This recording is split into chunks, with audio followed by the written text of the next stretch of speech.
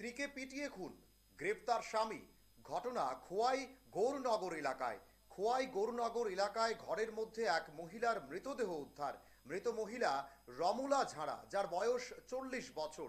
ঘটনার বিবরণে জানা যায়, গৌরনগর এলাকার জনৈক পরিমল ঝরা প্রতিদিন পারিবারিক কলহের জেরে তার স্ত্রীর একসাথে ঝগড়া হতো। অন্যান্য দিনের মতো গতকাল সন্ধ্যা রাতে পরিমল ঝরা তার স্ত্রীকে বাড়ির সামনে রাস্তার উপর বেধড়ক মারধর করে মদমত্ত অবস্থায়। মারধরের ফলে রক্তাক্ত জখম হয় স্ত্রী। পরিমল ঝরার বাবার বাড়ির বাঁশবাড়ি পাশের গ্রামে।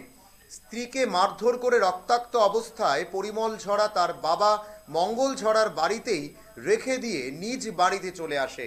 আজ ভোরবেলা পরিমল ঝরার বাবা মঙ্গল ঝরা খবর দেয় রমলার মৃত্যু হয়েছে।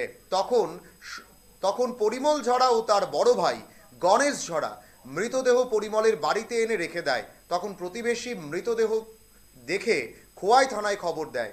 পুলিশ ঘটনাস্থলে যায় এবং মৃত মহিলার স্বামী পরিমল ঝরাকে গ্রেপ্তার করে থানায় নিয়ে আসে।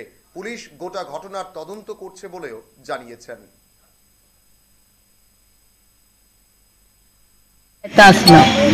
রাত্রে 7টা বাজে হেরা দুজন সামনে থাকছিল।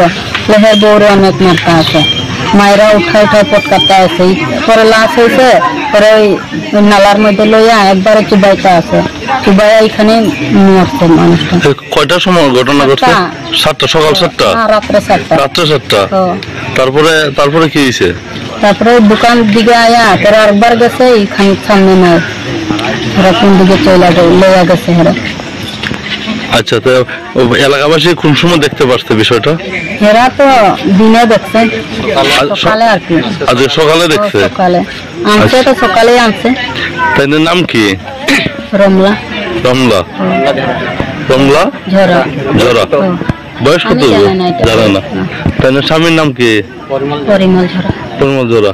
তাই নিজে মারছে? নিজে একলাই মারছে। একলা মারছে? সাথে আর কেউ ছিল নি? কেউ ছিল না।